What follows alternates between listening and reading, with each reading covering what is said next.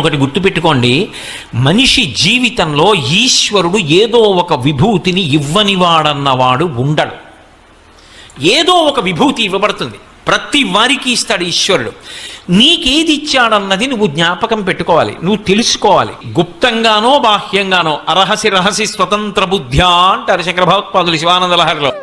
గుప్తంగానో బాహ్యంగానో అరహసి రహసి స్వతంత్ర బుద్ధ్యా అంటారు శంకర భగవత్పాదులు శివానంద లహరిలో.